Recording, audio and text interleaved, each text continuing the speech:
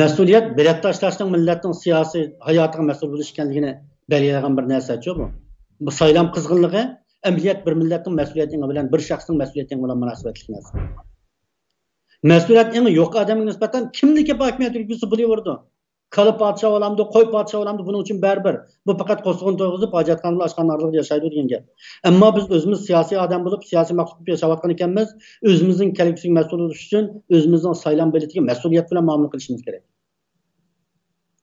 Yana bir jihatdan aytgan chog'da bu bir siyosiy sapo masalasida qiladi. G'arb davlatlarininki va shu sharq davlatlarininki saylanma qilgan postsizni qarasak. Xitoyga o'xshash ba'zi bir davlatlar var, 99% adam saylanma qatnashdi, 98,8% adam Xi Jinpingni sayladi deb chiqarganda, endi uni biz saylam deb ketgan olmaydiganligini biz bilamiz, hojatxon hayotimizda huquqimizni ishlatib baxmadik. Men bu siyosiy huquqim yo'q, yashadim Xitoyda 16 yoshimdan tortib hozirgacha. Şuna bu siyasi sapa meselesi, yani özümüzün hukukunu tunuş ve bugünkü gündeki saylan belirtinin dünyadaki hal kılıcı rolünü, dünyanın takdirini hatta Joe Biden bilen Trump'ın takdirini belirleyen neyse Amerika'nın kolu saylan belirtici.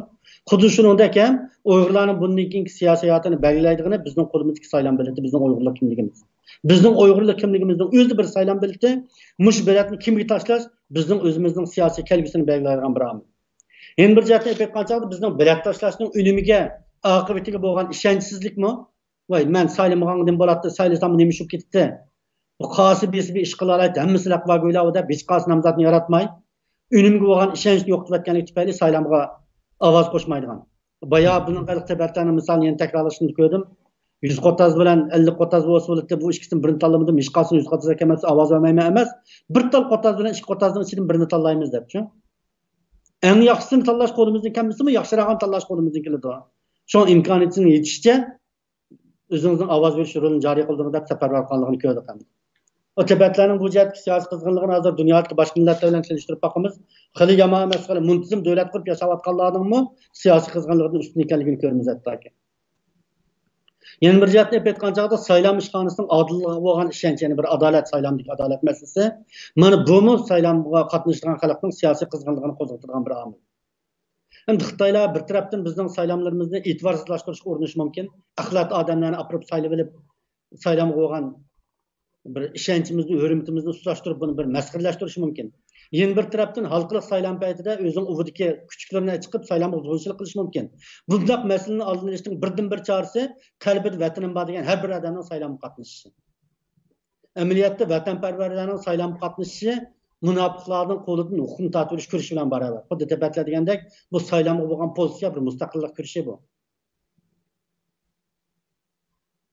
Bugungi kundagi bir pay o'q mustaqillik referendumidagi bo'lgan bir tal bilat amaliyotchi. Şoň yeni bir jihatdan nomzodlarning innovativ va safarbarlik kuchi bak muhim ekan. Şoň bular hatto parlament a'zosiga 1000 odamni beltini olsa degan gap, oyat 40 odam 1000 odamdan 40 ming odamni orqaga oldi degan gap, Tibetning shu bo'lgan chog'da aholining 4dan biri Tibet hukumatining atrofiga keldi degan gapda. Şoň bu nomzodlarning, parlament a'zolarining va prezident nomzodlarining innovati ve ularning safarbarlik kuchimi bularning saylamning innovatini oshiradigan va xalqning saylamga qatnashishga rag'batlantiradigan omillarning biri ekan. Yeni bir noktadan andın izchillik, yani izchil davomlashgan saylam madaniyati bir qatimli bo'lmaydi bu saylamning ishimichi. Amerikada tunji qatim prezident saylam bo'lgan vaqt 56 odam qatnashib kelgan prezident saylamiga. Aşağıda o'zaro saylab deganda Washington prezident bo'lsin deb. Fuqarolarni qo'liga bilet taqib qiladigan ish 4 yil o'tgandan keyin sal bir davlatning qanot qo'yilgandan keyin bilet taqib shu chaq 3 million odam bor Amerikaning ichida 130 ming odam prezident saylamiga bilet tashlab ekan.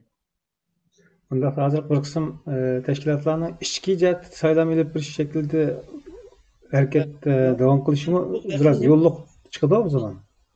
Ben devatgan gap bu 1700-yillar bo'layotgan gap Amerika mustaqillik qurishini oldiganlik gap ma'lum. Ammo biz 2020 yashayapmizda, internet davrida yashayapmiz biz. Endi hozir boshqa millatlarning saylam madaniyatiga yo'qotgan pozitsiyasini ko'ramiz. Bunda o'nchalik 200 yil keyindan kelayotgan o'xshamdoq. Umidvor qarasak shunda qarab. Xayriyat. Amaliyot chunki biz yashayotgan davr tezchu. Navad biz pozisyonimizni o'zgartirsak, burunqilar 200 yil, 100 yilda bosgan qadamni bir oy 2 oy bosib ketishimiz mumkin.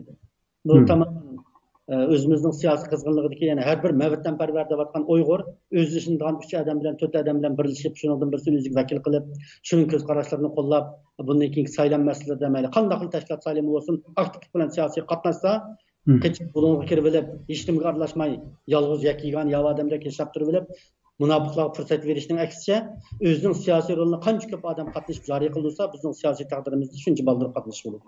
Bu yerda to'g'ri boshqa millatlarnikini toza nima qilolmadim. Daralliq shvedlarning chiqib qoldi.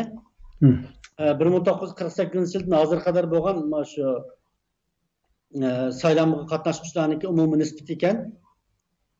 Bir üstünü gördük yani. Yılların üstüne erişip Şivsiyada saylam qatnashgan odamlarning soni ko'payish bo'lib o'tibdi. Oldin yana bo'ldi debdi. Bu kirmi qanchalik tuvan kishilarning saylam posti shuncha past bo'ldi deb bu Şivsiyaniki ekan hamda. Bu resmiy statistikada mi abi? Davlat statistikasi ma'lum. Men ostida olgan narsamni yozib qo'ydim. Emniyetim zaten qo'shtoymagan odamning boshqa ish to'g'risida g'am qilishi biraz ortiqdek tuyuladi. Ma jadvalning texnik to'liq nusxasini yashar bütün davlatlarning digidek bor. Ama şu hozir ratga chiqarib qo'ydim. Idea degan shu to'r bekatda bütün tafsiloti bor ekan. Bu yerda bu madaniyat sohasi yo kirim masalalarininki saylam o'tgan pozitsiyaga ko'rsatgan ta'sirini qildi. 48 tat hozir qadar ayni vaqtda 1 million odam qatnashgan bo'lsa, hozir manch % bo'ldi deb. Ondan $20 ming tuvan kirim qilganlarning 48% saylamga ko'ngil bo'ladi ekan. Aylık nima yillik kirimi $470 ming yuqorisida kirim qilganlarning 78% siyosiy ko'ngil bo'ladi ekanda. Demak, Uyg'urlarning namoratligimi qo'saqdan boshqa ko'ngil bo'lmaydigan. Bir qancha lag'manga ko'ngil bo'lganchilik ko'ngil bo'lmaydiganmizda ba'zi saylanmaslik. Shuning bilan ba'zi bir fursatparastlarga, salohiyat yo'q ablahlarga fursat yaratib qolgan gap ekan. Buni menimcha yana bizning tirishchanligimiz, programmamizni ko'rib o'tganlarning har biri siyosiy aktivlik va'da odamlar deb qarayman. Chunki nurg'a odamlar olmuş programmamizni ko'rmaydigan. Mush programmani ko'rishning o'zi bunun azroq bir siyosiy qizg'inlikning borligini bildirdi. Mush programmani ko'rgan kundan boshlab o'zini bir siyosiy tava qilib, o'zini bir ovoz berish huquqini ishlatishni boshlasa, biz bugungi programmani ishlashda maqsadga yetgan bo'lamiz endi. İnşallah. Keyingi betga o'tdik. Har qaysi davlatlarniki fuqarolarning saylanma pozitsiyasini debdi. Belgiyaniki Yevropa ittifoqi bir qadar yuqori ekan, 87%. Şivsiyada 82% adam saylamga qatnashdi ekan. Janubiy Koreyada 76%, İsrailiyada 76%, hamda Angliyada 63% adam saylamga qatnashdi ekan. Demak, ash Angliyadami yana 30% adam, yana 12 million adam degan gap hamda bu. Shu kimni boshliq bo'lsa, bunmamda nima chatg'im deb saylamga qatnashmay o'zining ishini qiladi degan gap. Demak, bu qo'sig'idan boshqa ko'ngillanmaydigan odam har qanday millatda bor. Ammo nisbat 90%, 99% bu kasish taqchiqdi bu. Emniyette Angliyaning taqdirini ko'ryapmiz. Mayada mush 63% adam belgilaydi Angliyada kimning bosh vazir bo'lishini, davlat siyosatini, qonunni, tashqi davlatlar bilan bo'lgan aloqasini mush 60% adam belgilaydigan gap. Qolganlar tomoshabin, qo'y qolganlar. Yoki o'zini rolini sal qaragan. Men nimaga ta'sir ko'rsatalaydim degan. Balkim u davlat va odamlarning masalasi o'xshamaydi-da. Ularning hayoti milliy mavjudlik unda bir kriz uchramagandan keyin balki ularning saylam berish qatnashmasligi ular bilan ularning iqtisodiy manfaati va yoki mavjudlik haqida cho'ng bir ta'sir ko'rsatib ketishni atayin. Ammo o'ng tarafdagi davlatlar qarab boqaylik. Maliyada 37% odam, Senegalda 36%, Cote d'Ivoire'da 36%, Gabonda 34%, Misrda 28% odam, Gambiyada 19%, Haitida 17%. Mallarning hammasi o'rtaq namorat davlatlar ma'lum. Bir tarafdan kishilarning saylamga bo'lgan adolatiga bo'lgan ishonchi yo'q bu davlatlarda. Bir tarafdan kishilar masalalarni taqdirga havola qilib qo'yib, o'zining bir kishilik ovoz berish iqtidoridan, huquqidan yaxshi foydalanmagan masala bor. Agar saylovchilar demak 70% odam ko'chib chiqsa, maliyaning siyosiy hokimiyatini ag'dirib o'taydi ular. Qanday bir prezident bostira oladi 70% odamni? Bu yerda fuqarolarning siyosiy qatnashish aktivligi shu davlat fuqarolarining siyosiy uyg'unish qatnashishi bilan munosabat etgan yani. Munosabatga o'zimizni qo'yib boqaylik-da. Bundan nomus qilarlik ba'zi bir natijalarni ko'rib qolamiz. Shunga Turkiyaninki saylam qatnash qizg'inlik saviyasi mush Shvetsiyaning bilan 80% atrofida keladi ekan. Turkiyada 10 million odam saylam qatnashmoqlik endi. Uchinchi cho'ng partiya saylam qatnashmoqlarning partiyasi deb qo'ygan-ku. Shunga Turkiya qachon gullandi deb bir savol so'rabdi-ki, Londondagi bir doktor var. Bu cevap verip qachonki shu Turkiyada Her qaysi jamoatga a'zo bo'lganlar partiyaga a'zo bo'lishni boshlasa, shu chog'da Turkiyaning siyosiy taqdiri o'zgaradi.